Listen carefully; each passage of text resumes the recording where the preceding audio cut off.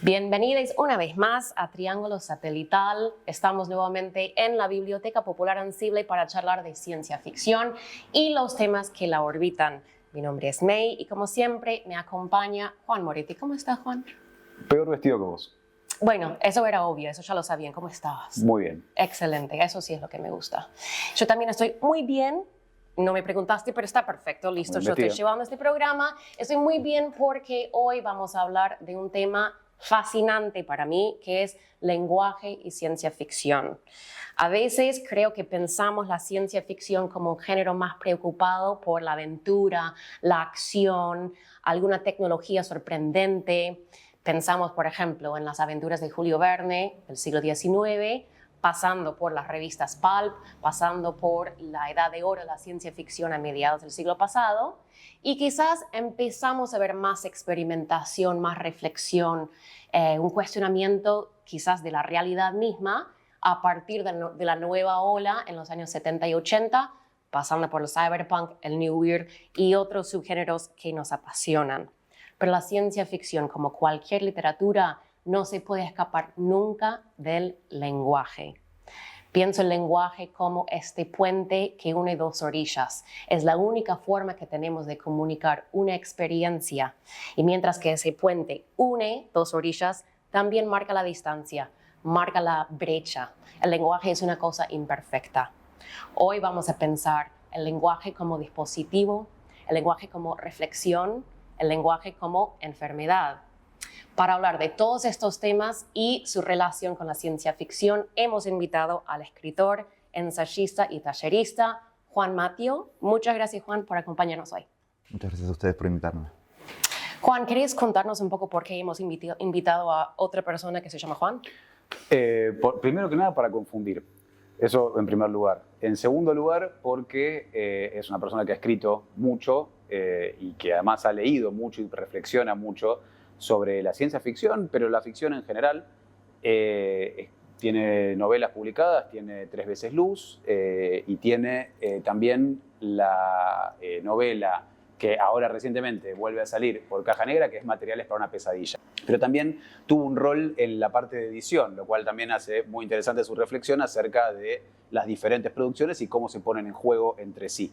En la revista Sonámbula, en el Proyecto 5 y también, por ejemplo, en aquel libro de paisajes experimentales donde realizó la selección de diferentes cuentos de New Weird y que tenían alguna relación también con la geografía, y ponerlos en común es un proceso muy interesante. Así que tenemos el gusto entonces de hablar sobre el lenguaje con una persona que pensó mucho justamente en lenguaje en relación con la ficción y con la ciencia ficción en particular. Excelente. ¿Podríamos arrancar con una preguntita? Dale. Si te parece. Bien. Hablamos justamente, May mencionaba cómo en la ciencia ficción, en muchos casos, parece que el enrarecimiento está en ese mundo donde transcurre la historia que se cuenta. Y me interesa también, a partir de cómo trabajás en tu escritura propia, en materiales, me interesa ver qué pensás acerca de si el lenguaje puede no solo ser el vehículo de esa historia enrarecida, sino si el lenguaje puede enrarecer una narrativa. ¿Y cómo? Claro. Bueno, pienso que durante mucho tiempo se pensó la ciencia ficción como una especie de práctica social de anticipación, ¿no? O sea, desde Verne en adelante lo que podemos ver es que le contamos los aciertos al autor, a ver en qué artefactos le acertó que iba a estar en el futuro, ¿no? El submarino, el viaje a la luna, etcétera, que es casi una lotería, digamos, y que a mí me parece no tan interesante, en principio. Después hubo un momento, digamos, donde cuando me decía el pulp y la edad de oro, digamos, como un momento casi complementario, ahí pienso, digamos, que los imaginarios se estabilizaron un poco más. El imaginario del robot, el imaginario del space opera, tuvieron ahí, digamos, una especie de continuidad de ciertos procesos sociales, ¿no? Alan Moore dice el space opera es la continuidad de la conquista del oeste, por ejemplo, ¿no? Es llevar al espacio esa aventura, digamos. Estados Unidos se queda sin territorio a conquistar materialmente e imagina un nuevo territorio a conquistar, que es el espacio. El imaginario del robot, que viene más con Asimov y esa zona, parece ser como un eco del ingreso de la tecnología a la vida cotidiana de la gente, digamos. De repente las casas se llenaron de artefactos. Supongo que habrá sido, para nosotros es algo natural, habrá sido muy raro en ese momento.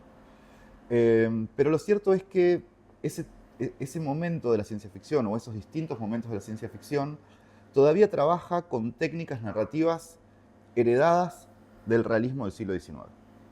Cuando uno piensa en cómo construye sus diálogos, cómo construye sus descripciones, cómo construye sus escenas, la ciencia ficción depende de las técnicas heredadas en la novela realista del siglo XIX. Y ahí hay una pregunta para hacerse, porque si yo voy a describir, pienso en Lovecraft, ¿no? Si yo voy a describir una entidad que de solo mirarla te vuelve loco, porque rompe tus categorías de pensamiento, y para acercarme a esa entidad voy a usar la descripción extendida que utiliza Tolstoy para describir el vestido de Ana Karenina, estoy en un problema. Entonces, yo creo que recién con la aparición de la nueva ola, el lenguaje empieza a ser un problema para los propios autores de ciencia ficción. Martín Cohen tiene una definición de realismo que a mí me gusta mucho, que es: el realismo es esa estética que quiere que el lector no perciba el lenguaje. Es decir, que entre la imagen mental que se genera y el lector no habría nada, digamos. Entonces, por supuesto, generar un lenguaje muy directo, muy estándar, muy tranquilizador, que está completamente roto ya en los primeros años del siglo XX, digamos, cuando Joyce toma la palabra, cuando Faulkner toma la palabra, el lenguaje se vuelve un problema. Uno ya no puede decir acá, entre la imagen mental que me estoy generando y mi acto de lectura no hay nada. El lenguaje se percibe como un problema.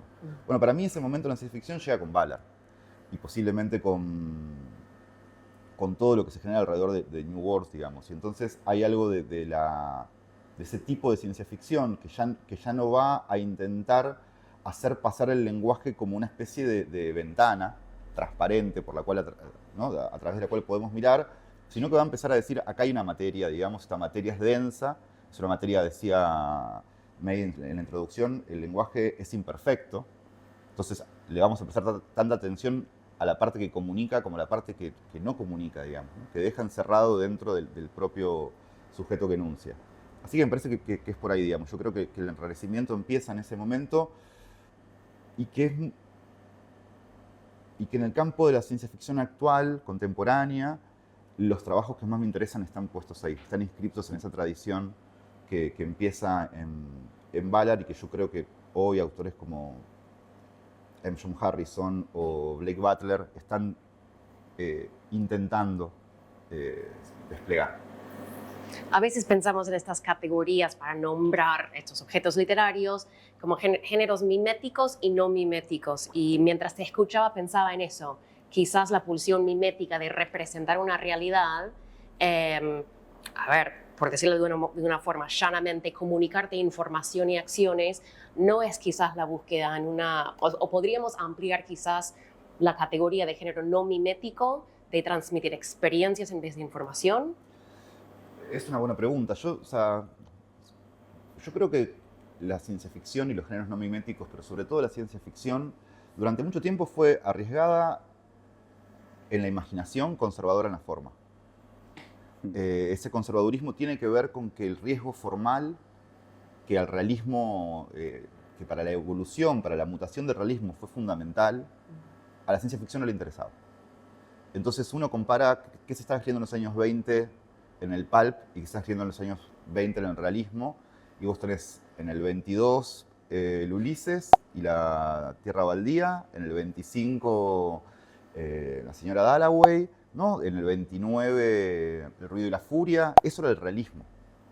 Mientras que en el pulp estaba pasando Lovecraft, ¿sí?, que intentando reutilizar las técnicas del realismo del siglo XIX construían una literatura no mimética. Bueno, yo creo que por suerte esa especie de idea del lenguaje, de concepción del lenguaje como una materia transparente que puede comunicar mundos,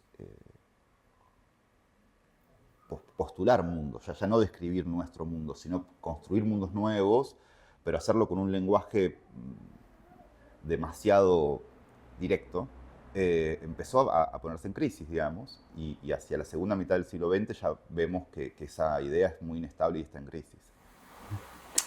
Me hace pensar un poco cómo Alicia en el País de las Maravillas, por ejemplo, aparece como una especie de anomalía dentro de esa relación y genera un efecto en las personas que lo leen muchas veces de total rechazo o de total fascinación, porque a su vez formula un mundo donde las reglas naturales no se aplican, pero además lo formula de un modo en donde pareciera que el lenguaje crea cosas en ese mundo incluso.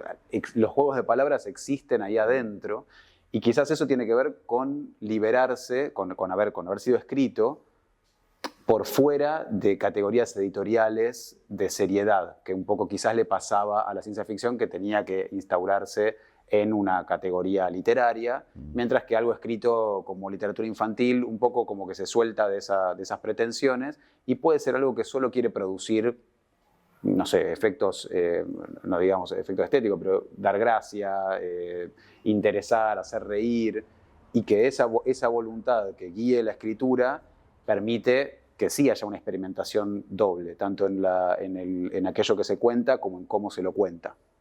Sí, o sea, yo primero volvería a un comentario un poco malicioso de Borges, pero que es muy cierto, que es que la excepción es el realismo. La literatura, desde la antigüedad hasta acá, es literatura no mimética. El realismo es la excepción. Auerbach escribió un libro rastreando esa excepción. Entonces, a partir del siglo XVIII en adelante, lo que está en el centro de la literatura es la novela y el realismo. Pero son excepcionales, porque tenemos 3.000 años de literatura. Entonces, yo ahí invertiría la pregunta, porque si no es como si los géneros no miméticos están llegando después de un reinado de 3 milenios de literatura realista, lo cual es falso. Si uno piensa en Dante, si uno piensa en Virgilio, si uno piensa en Homero, está pensando en literaturas no miméticas. Entonces, lo que tenemos es que pensar el al revés, digamos. Y después entramos en otro tema, que es cómo el mercado reorganiza la literatura. Estuve leyendo estos días, salió hace poco Las Memorias Intelectuales de Sarlo. Es un libro precioso. Y ella dice, los años 20 y 30 del siglo XX fueron los últimos años en que los autores y autoras no miraban el mercado para escribir. No les importaba no ser entendidos. Y yo creo que ese riesgo, ese intento de ruptura, o sea, porque mi tarea es más importante que lo que pase con el libro en los próximos 15 minutos. ¿No? Como dice Alan Moore en una entrevista muy hermosa, estoy tratando de entrar en una tradición. Y eso se hace con el esfuerzo de ruptura que supone entrar en una tradición. Entonces creo que la ciencia ficción tuvo ese momento desfasado de los años 20 y 30, pero finalmente lo tuvo. La pregunta para mí hoy es más, ¿por qué decidiríamos hacer cualquier otra cosa? O sea, ¿por qué decidiríamos una literatura de un vínculo inmediato con el público? Para seguir pensando estas posibilidades del lenguaje, de la relación con la ciencia ficción, vamos con Ashi Tursi con algunas recomendaciones de cine relacionadas con el tema.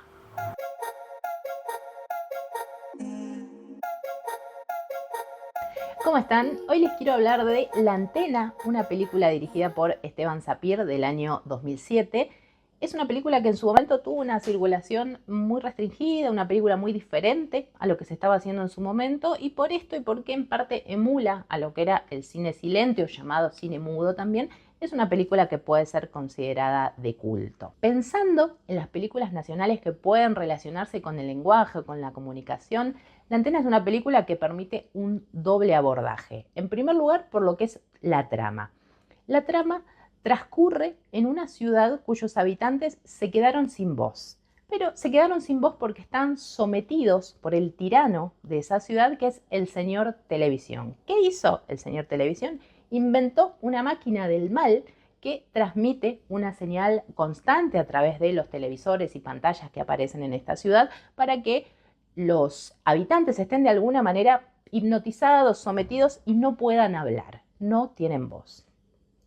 Hay una figura femenina que se llama justamente la voz, que está cautiva por el señor televisor, y lo que él no sabe en principio es que ella tiene un hijo.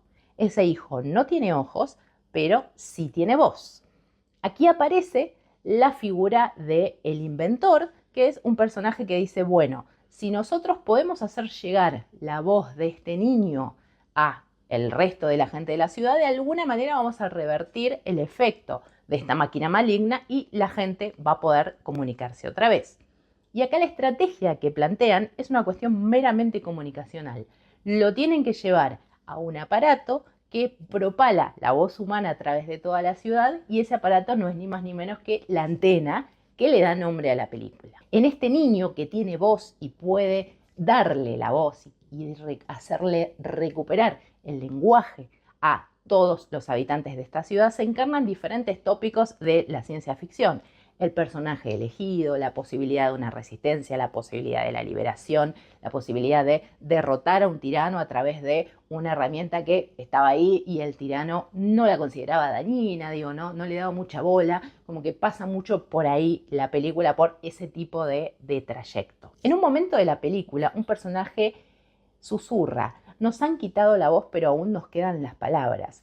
Y esto también es importante pensarlo en el sentido del lenguaje, siendo que no hay un solo canal, ¿no? Ellos no tienen la posibilidad de usar palabras, de hablar verbalmente, pero establecen toda otra serie de comunicaciones que van en paralelo. Digo, como que el lenguaje es algo que subyace a los medios que tenés para poder irlo utilizando. Y también se pueden establecer algunas lecturas con relación a la censura. Digo, no puedo hablar, no puedo usar determinadas palabras, pero de alguna forma encuentro la posibilidad de que el mensaje que quiero emitir llegue a otro lugar, ¿no? Es una película que tiene un montón de posibilidades de lectura. Puede ir una lectura por ese lado de la censura y el de acallar voces, también, que es bastante literal, pero se puede pensar como metafóricamente. El otro sentido en el que el lenguaje es una característica significativa de la antena es el uso del propio lenguaje cinematográfico. Es una película que emula los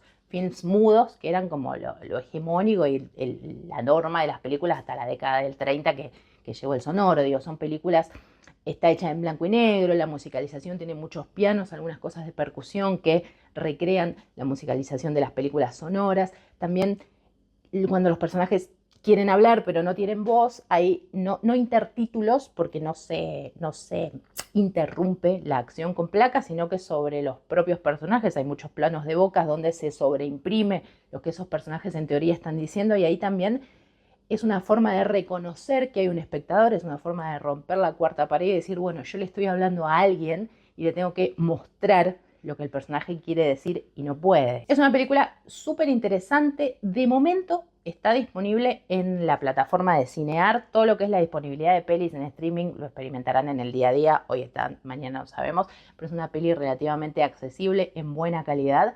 La recomiendo porque, como les decía antes, van a encontrar elementos que les van a ayudar a empezar a pensar quizás en otras cosas. Nos vemos la próxima.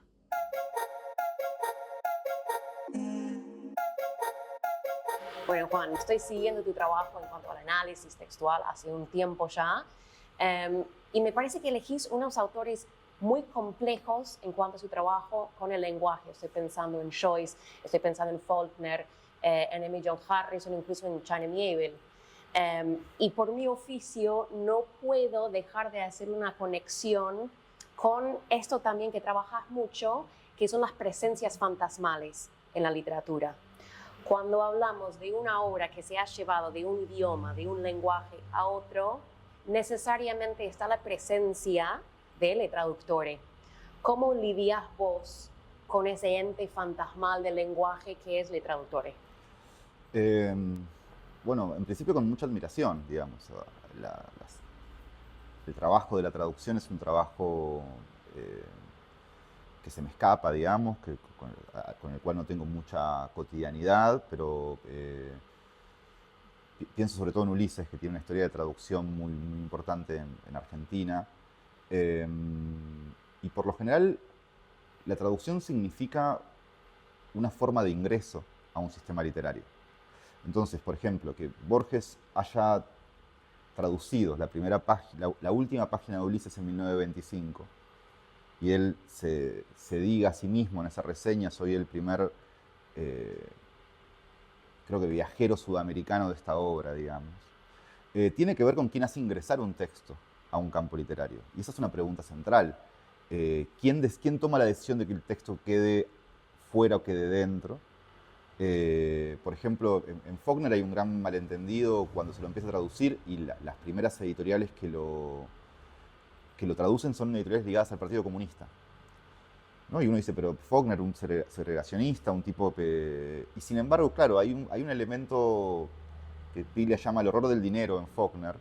Lo hacía muy interesante para el Partido Comunista, aunque después tiene un desarrollo ideológico muy extraño, Faulkner. Entonces, a mí lo que me interesa en términos de la traducción es eso, es pensar cuál es la puerta de entrada de un texto a un sistema literario, porque eso también arma una red posterior, digamos. Entrar por Borges en el 25 o entrar por el Partido Comunista en los años 20, 30, no es lo mismo. Quienes lo van a leer, quienes lo van a pensar, a los circuitos que van a llegar son muy diferentes. Entonces ahí ya tenemos, digamos, una pregunta en relación a cómo funciona la traducción, digamos, ¿no? Y después hay algo de la... el español no es una única lengua, ¿no? Y entonces ahí también es la pregunta sobre la traducción, es una pregunta política, en el sentido de si hay editoriales con la capacidad de comprar los derechos de un autor para traducirlos a España y toda Latinoamérica, y van a hacer una traducción a un uso de la lengua que solamente se da en España, entonces tenemos un problema. Entonces yo me acerqué a autores como Carver, que trabaja cierta forma de slang, digamos, ¿no? de un uso popular de la lengua, y que entonces ha sido muy duro leerlo en traducciones españolas, pero también ha sido una forma de politizar mi lectura. Es decir, de entender que ese texto no estaba en mi lengua, ni siquiera estaba en mi lengua cuando fue traducido. Es una lengua de alguien más. Entonces sigo los caminos de la traducción con interés, y me ayudan a pensar cuestiones en relación a esto que podemos llamar la política de la lengua, digamos. Que no se da en la propia literatura argentina. En la propia literatura argentina hay quien elige hacer usos del lenguaje más altos, más prestigiosos, y quien decide trabajar con la lengua popular, con la oralidad, etc. Pero tal vez es menos fácil de percibir ahí que percibirlo cuando uno lee una traducción española de un autor norteamericano, ¿no? Y ahí hay un extrañamiento sobre el idioma muy, muy particular. Hay algo interesante, me parece, de la influencia no solo del vocabulario, sino de la sintaxis. Hay algo que está, me parece, trabajado en materiales, donde la sintaxis produce un efecto, y la sintaxis es algo que es muy difícil de traficar de una lengua a otra, incluso cuando sean lenguas relativamente parecidas entre sí, como el inglés y el castellano. Por ejemplo, para mí el principio de materiales me recordó un poco a Saer en el retraso sintáctico del objeto que se va a describir, y esa influencia es de alguna manera tomar una forma de decir y traducirla en tanto cuando uno lee se arma una cierta traducción entre lo que se escribió en determinado momento y lo que se interpreta en el momento de lectura. Por eso también es interesante pensar lo que pensás en tu rol de editor, en donde justamente lo que haces es poner en común puntos de vista que son, por definición, son anacrónicos, porque si, por ejemplo, allá coleccionás varios cuentos, esos cuentos fueron escritos, uno lo escribió hace 20 años y lo volvió a escribir para la ocasión, otro ni lo tocó, otro lo escribió la semana pasada, otro es parte de una cosa más grande y se debe entender en otro contexto. Entonces, cuando Cuando haces un trabajo de edición, ¿pensás justamente en el nuevo significado que aparece al poner en común estas formas de decir de diferentes lugares? Sí, o sea, en principio mi rol de editor fue corto pero intenso, digamos. O sea, con Marta Acevedo y Flor Canosa nos propusimos armar una colección de weird latinoamericano, de ficción extraña latinoamericana, que duró lo que un pequeño proyecto editorial puede durar en un país con crisis económicas cíclicas, digamos. Pero este libro, que fue el primero de la colección, es un libro que armé antes de que ellos llegaran y que en realidad era una hipótesis de lectura. Una hipótesis de lectura que yo no sé si hoy mismo estoy de acuerdo en sostener, digamos. Voy a decirlo de esta forma. Cuando yo armé ese libro, lo que suponía es que la centralidad, sobre todo de ciertas autoras como Samantha Schweblin y Mariana Enríquez, eran la emergencia de una circulación de literaturas no miméticas que estaba sucediendo en los distintos canales de circulación de la literatura argentina. Y que entonces, si ellas eran finalmente las figuras más visibles de ese proceso, podíamos armar un mapa de lo que estaba pasando en Argentina en el campo de las ficciones no miméticas. El problema de eso es que después hay que armar cortes y que después hay que ordenar de nuevo, porque ya la categoría no alcanza, digamos. Entonces yo hoy pienso que el neogótico es una cosa y que la ficción extraña es otra, que es una categoría que yo no tenía cuando armé esa antología. Con lo cual, armar antologías, más que armar libros o colecciones, armar antologías para mí es chequear hipótesis de lectura. Entonces, hoy armaría otro libro completamente distinto, tal vez armaría 2 libros, pensando en poner a prueba esa hipótesis. Y en algún momento fue un chiste y quedó, o sea, dijimos nueva ficción extraña y quedó. Y yo creo que la diferencia entre una categoría crítica y una etiqueta de mercado es la supervivencia. Es realmente la capacidad explicativa que tiene esa categoría crítica para 20, 30 años después ordenar ciertos textos, digamos. Entonces, si dentro de 30 o 40 años decimos nueva ficción extraña y entendemos qué queremos decir, habrá sobrevivido como categoría crítica. Si no, habrá sido una forma de ordenar la estantería en las librerías, digamos, que no está mal, pero que no es lo mismo. Entonces yo creo que esa antología funcionó en ese momento como chequear una hipótesis de lectura que yo hoy corregiría, y que lo divertido para mí del trabajo de editor es jugar ese juego, de chequear a ver qué está pasando, ¿no? ¿Existe una ficción extraña latinoamericana? Bueno, probemos. Y probemos quiere decir, vayamos a buscar textos. Hoy está bastante chequeado que sí existe, y entonces tal vez el juego que me gustaría jugar sería otro, digamos, pero me parece que es por ahí. La tarea de editor la pienso más como un lector que tiene cierta posición privilegiada de poder decir, che, ¿qué pasa si publicamos este libro? O reeditamos este texto que salió en este contexto y ahora lo ponemos en este otro, y qué le pasa al libro con ese movimiento. Eso. Me gusta este problema de los rótulos y, de paso, es interesante que sigamos tropezándonos con problemas, hablando de lenguaje, de estos rótulos que vos decís que sirven como categorías de análisis literario o rótulos del mercado. Y, o sea, estas categorías son necesarias en el mercado porque es la forma en la que como lectores nos acercamos a ciertos textos. Una persona que está editando, que está escribiendo, cómo es que llega a nuestras manos, ¿no? Pero antes de encender las cámaras estábamos hablando justamente de la dificultad de definir categorías en el mismo momento en el que se está desarrollando lo que podría ser un género y entendido de qué forma. Y las palabras que utilizamos para describir esto, o sea, tu traducción de un anglicismo que es el New Weird, la nueva ficción extraña, necesariamente en esa misma traducción hay un cambio en el meollo del significado de ese término. ¿Vos ves como una diferencia ahí que Claro. podemos desarrollar rápidamente? Es que sí, porque primero pienso que las tradiciones y las formas en las que las inventamos esa serie de textos y decimos, bueno, estos 5 textos si los mirás juntos te dan la nueva ficción extraña argentina. Estos 10 textos si los mirás juntos son la nueva ficción extraña latinoamericana. Por supuesto que es una hipótesis. Ahora, para mí un crítico es alguien que tiene la suficiente lectura e inteligencia como para poder armar buenas series, ¿no? Y poder decir, bueno, o sea, esta constelación de autores debería leerse en conversación.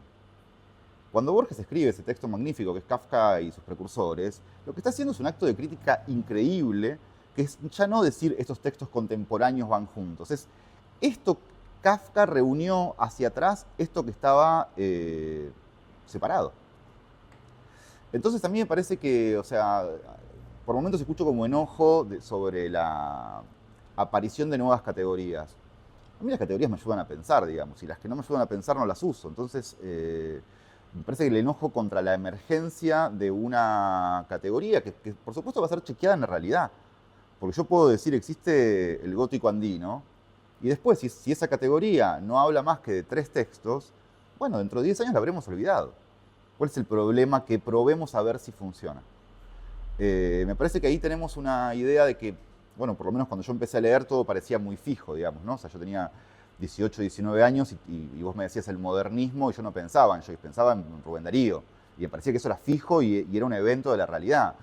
Hoy entiendo que alguien estaba buscando la forma de unir ciertos autores y usó esa palabra para armar un conjunto y funcionó. Entonces me parece que las cosas son bastante más menos esenciales y más de propuesta, digamos, que cuando empecé a leer. A mí me gustaría preguntarte, tenía algunos cuantos machetes, pero fuimos yendo por todos los temas, pero en relación con, por ejemplo, el rol de editor también, pero también en el rol de escritor, si el lenguaje, las decisiones que se toman acerca de cómo se escribe una obra puede controlar de alguna manera la forma de lectura de esa obra. Y yo espero que sí. A mí me parece que el que llegó más lejos en eso es Henry James. Henry James tiene una capacidad de saber qué está pensando el lector y qué va a pensar cuando aparezca el próximo rastro de lo que él quiere mostrar, que es increíble. Y uno puede seguir las hipótesis que James dejó en Otra vuelta de tuerca casi página por página, digamos. Tiene un control total del estado de ánimo de su lector. Y yo querría, por supuesto. Me parece que es esencial. Después, hablábamos hace un rato fuera de cámara del gancho al final de capítulo de la serie, digamos. Bueno, ahí otra vez, digamos, eso para mí es el eco de cómo el mercado también moldea la literatura.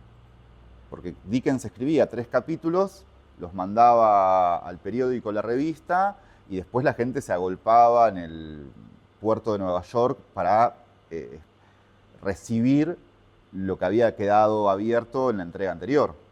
Entonces vos lees una novela de Dickens, cuando la lees toda junta, es una experiencia muy rara, porque cada 3 capítulos tenés un girito, ¿no?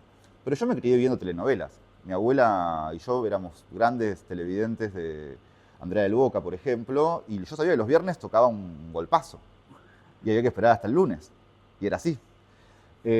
Con lo cual me parece que la relación de mercado y narración, en el sentido de que cómo moldea el mercado la narración, yo no sé si es algo para sacar completamente del juego, o si es algo más bien para apropiarse, para pensar cómo reutilizar. Porque en última instancia, dónde nace la técnica no es tan importante como qué hacemos con eso. Bueno, porque además para poder anticiparse de una manera tan efectiva a la forma de lectura, hay que tener un contacto fluido con la lectura efectiva, ¿no? Hay que ver cómo, en el caso de Dickens, leer en voz alta, con público presente. En el caso de una telenovela o de una serie, para ponerlo en términos también de algo que sigue pasando en lo audiovisual, también saber cuánta gente está mirando lo que ves, los comentarios de esas personas. Es muy difícil llevar eso ahora a la salida de una novela, donde vos tenés que anticipar un montón de cosas con muy poca relación. Y no hay Claro. mucha literatura, digamos, en capítulos que se publiquen periódicamente. No, pero yo por eso, y ahí pienso, digamos, una cosa es las condiciones materiales en las que nació el recurso, que nace atado al mercado, nace atado a la cantidad de público, etc. Y otra cosa es qué haces con el recurso una vez que ya está. Entonces la pregunta es si ahora, ¿qué puede hacer una novela ahora con ese recurso en otro contexto, en otras condiciones materiales? ¿Interesa, no interesa, sirve, lo podemos hacer funcionar o no? Porque para volver al principio de la conversación, si uno piensa en la descripción extendida que usaba Lovecraft heredándola de la novela realista del siglo XIX, también es un recurso pensado para el lector, para que el lector pueda generar la imagen mental de eso que el autor estaba describiendo, el vestido de Ana Karenina. Ahora, yo lo uso, cuando lo uso en mis novelas, ya sin pensar en los mismos términos que lo pensaba Tolstoy o lo pensaba Flaubert.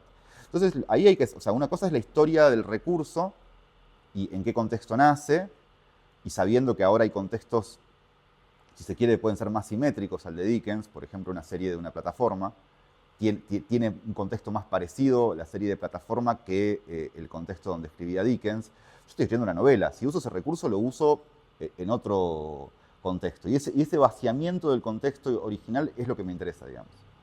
James no necesariamente escribía por entregas, pero lo que tenía era una manipulación del estado de ánimo del autor que es fantástica.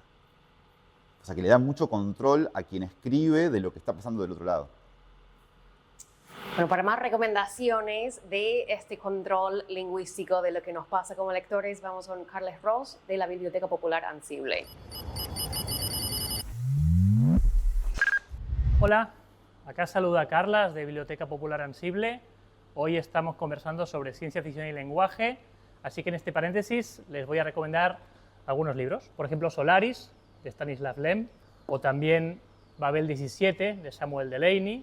También tiene que ver con ciencia ficción y lenguaje, Los lenguajes de Poe, de Jack Vance, o Incrustados, de Ian Watson. Y por último, también muy presente el lenguaje, La naranja mecánica, de Anthony Burgess.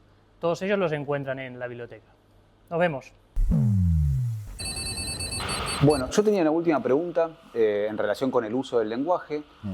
Hay muchas, por supuesto no entramos en todas las categorías de lenguaje filosóficas. Hay una idea del lenguaje como enfermedad, el lenguaje también en relación con lo que decías, Miguel, al principio, como una distancia también entre las personas o entre lo que uno quiere decir y lo que se dice.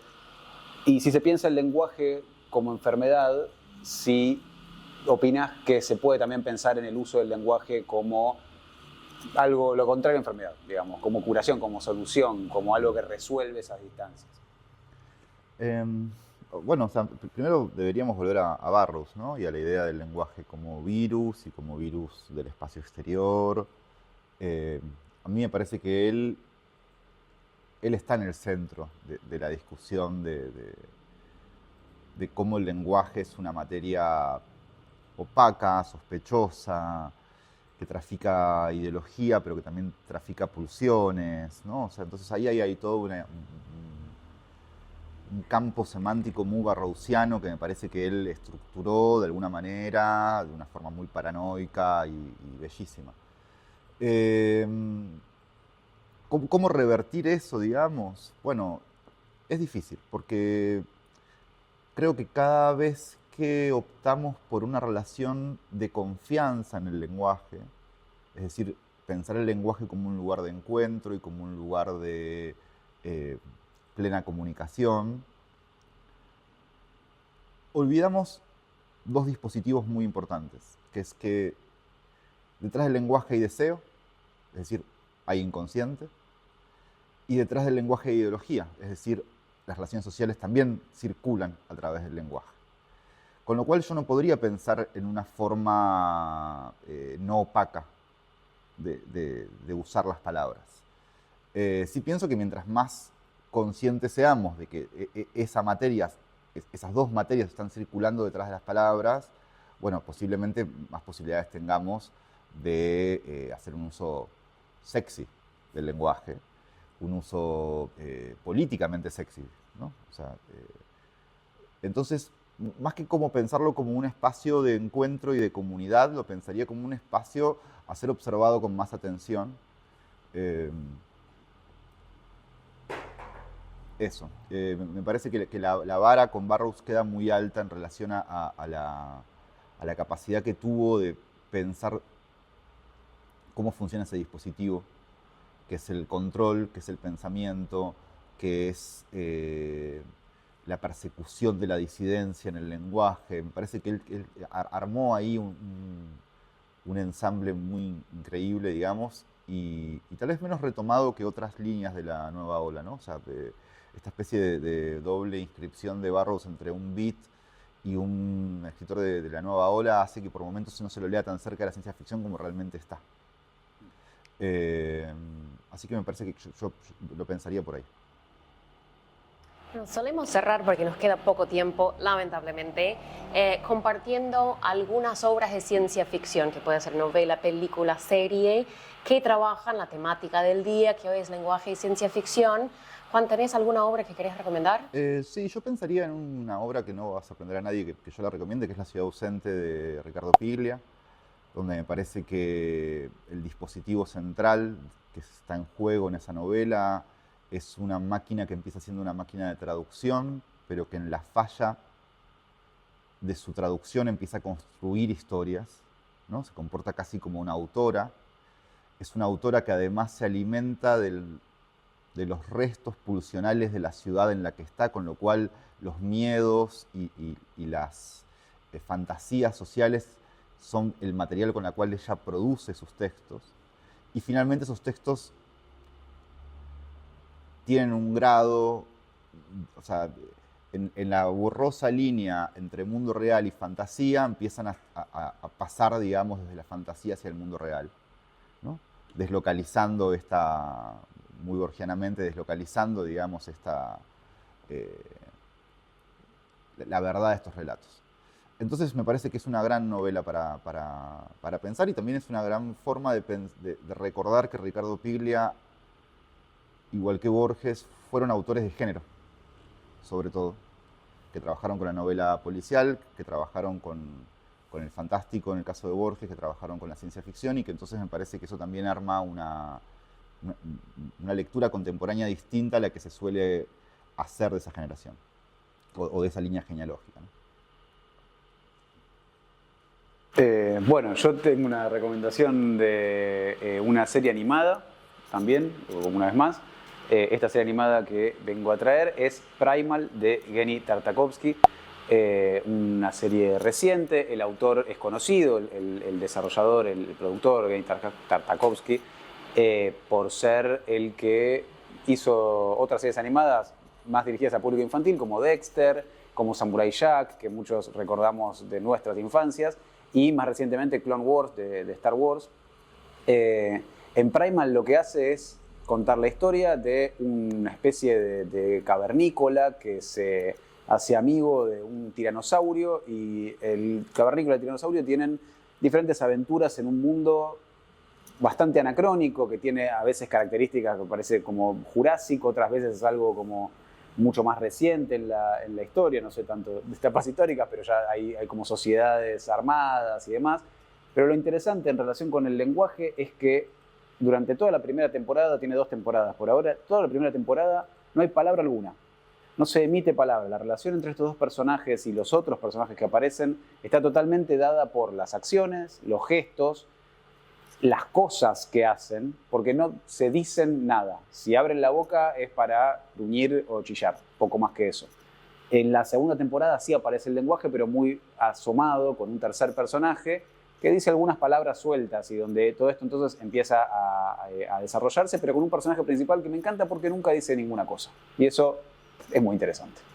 Además de que es hermosa, está hecha artesanalmente. Nadie habría puesto plata si no fuera porque el señor estaba respaldando la idea, porque es muy difícil de hacer y está muy, muy lindo como está hecho. Bueno, yo voy a recomendar un libro también que va a salir acá en Argentina dentro de poco, yo creo que para mayo va a estar. Se llama Dura una eternidad y en un instante se acaba. Es de Anne Marken, una escritora estadounidense. Esta novela salió el año pasado en Estados Unidos y se ganó el premio Ursula K. Le Guin, que es un premio para estar muy atentos. Es un premio con el ojo puesto en una ciencia ficción que quizás opera más con la ternura, opera más con futuros abiertos y no cerrados, desviando quizás la mirada siempre de la distopía, que es algo que podemos caer en eso, en la ciencia ficción. Si les digo que esta novela va de zombies, queda muy corta la descripción, porque es de las novelas más hermosas, más desgarradoras que he leído últimamente. Si bien sí va de zombies, el trabajo con el lenguaje, el enfoque no son los zombies. Y uso lenguaje inclusivo muy adrede cuando hablo de les zombies, porque tienen subjetividad, tienen experiencia, tienen una sensación de pérdida. Y la protagonista está transitando esta experiencia de estar muerta y no muerta, de tener pulsiones, de estar fragmentada y de haber perdido lo que la hacía humana. Pero con un trabajo con la prosa que realmente me deslumbró, me parece una novela muy hermosa. Y bueno, va a estar acá en Argentina para mayo. Bueno, con eso vamos cerrando otro capítulo de Triángulo Satelital desde siempre en este hermoso espacio de la Biblioteca Popular Ansible. Agradecemos muchísimo a Juan Mateo por acompañarnos el día de hoy. He sido May, ha sido Juan, ha sido otro Juan. Les agradecemos también muchísimo a ustedes por acompañarnos en otro capítulo. Nos pueden seguir en redes, en YouTube, en Instagram como Triángulo Satelital. De parte mía y de los Juanes, muchas gracias, un abrazo ñoño y hasta la próxima.